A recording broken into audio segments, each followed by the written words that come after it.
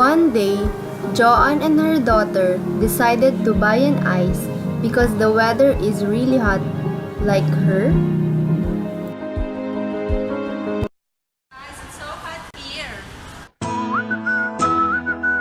Oh yeah, yeah. Oh yeah. You could be my it girl, baby you're the girl. I mean you could be a crime.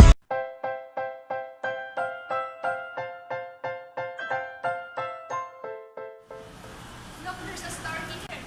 Let's see if there's an ice. Hi ma'am, do you want some ice? Yo, VIP. Let's kick it. Ice, ice, baby. Ice. Yes, they have ice. Yes. How much is it? It's 10 peso each. So, It's Bye-bye. very big and very gold. Okay. Do you want both? yes, Or just yes. one? Okay, both.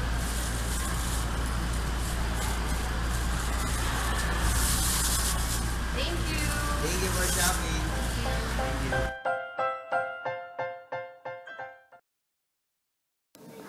But when Joanne got home, she was shocked because the ice became water and she's thinking that Iceman deceived her.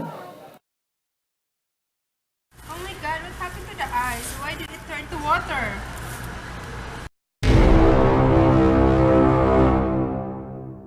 Joanne decided to went to Iceman's store and ask him what happened to the ice that she bought.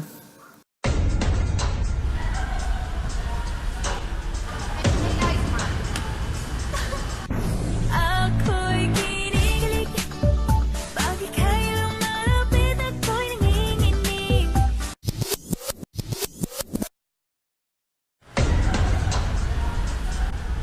Hey, ice man. What happened to the ice? I thought I bought an ice. Why it didn't have water? Give me back my money. Wait, relax. I can explain. It's called melting. Melting is also known as fusion. It is a physical process that results in the phase transition of a solid to liquid. This occurs when the internal energy of a solid increases, typically by the application of heat or pressure, which increases the substance temperature to its melting point. You get it? Can you explain further? If you want to get it, watch this video.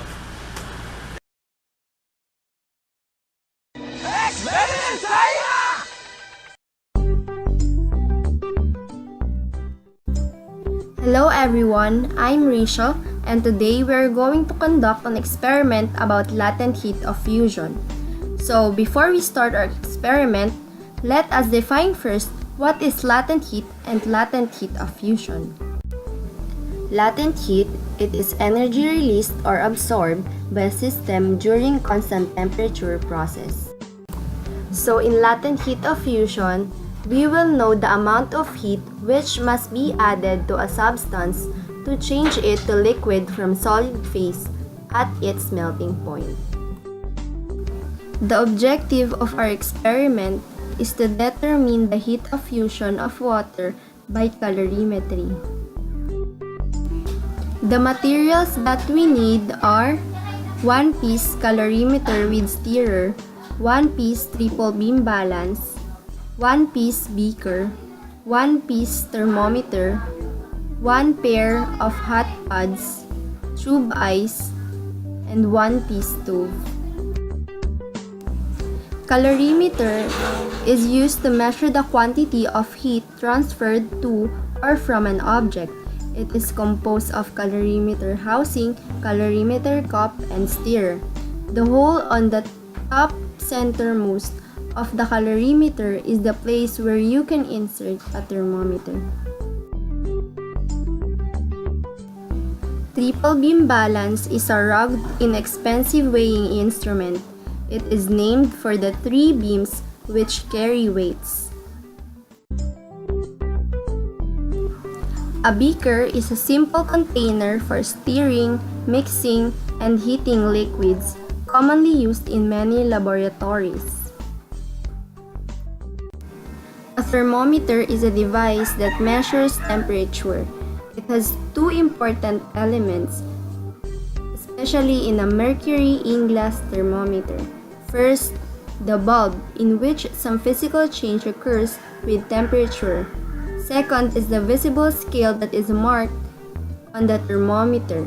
It is a means of converting the physical change into a numerical value. Hot pods is used for touching hot equipment in the laboratory. We will be using the ice for melting, and in this part, it is better to use an ice cubes. We will be using the stove for heating.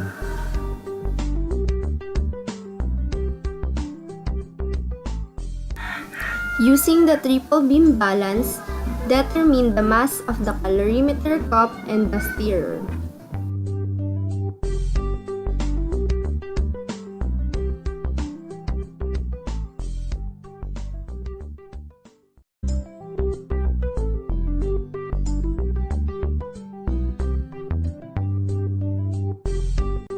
Heat approximately 130 to 140 grams of water to about 35 to 40 degrees in a beaker.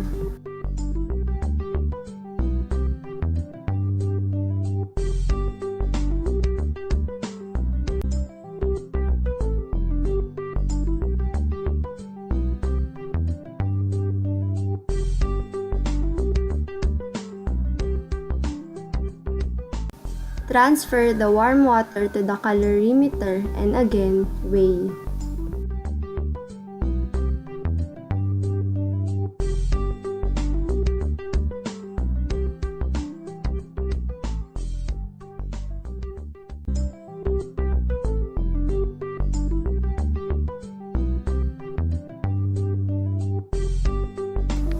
Place the calorimeter cup with water and stirrer in the calorimeter housing.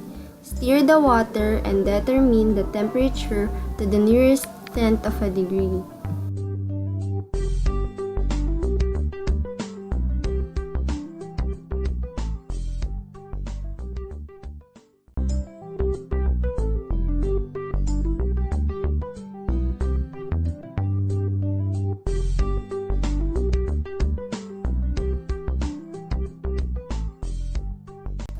Dry 2 ice cubes with paper towels to remove any water and place them immediately in the calorimeter cup.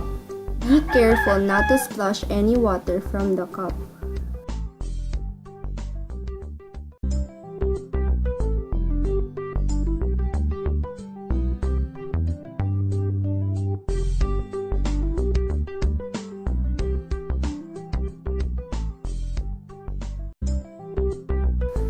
Begin stirring fairly fast, but be careful not to splash.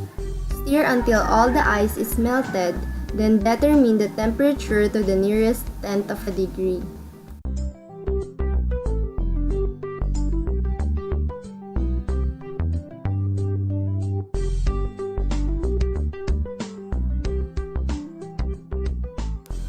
Remove the calorimeter cup, stirrer, and water from the calorimeter housing and determine their total mass.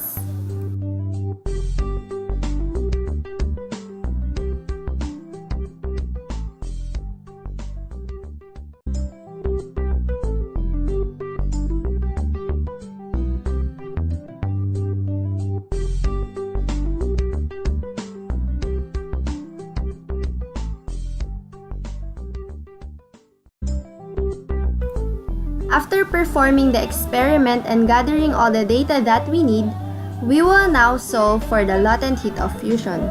So the formula for getting the latent heat of fusion is Q is equals to mL sub F, where Q is the heat added to the substance, M mass for the substance, L sub F is the latent heat of fusion of the substance.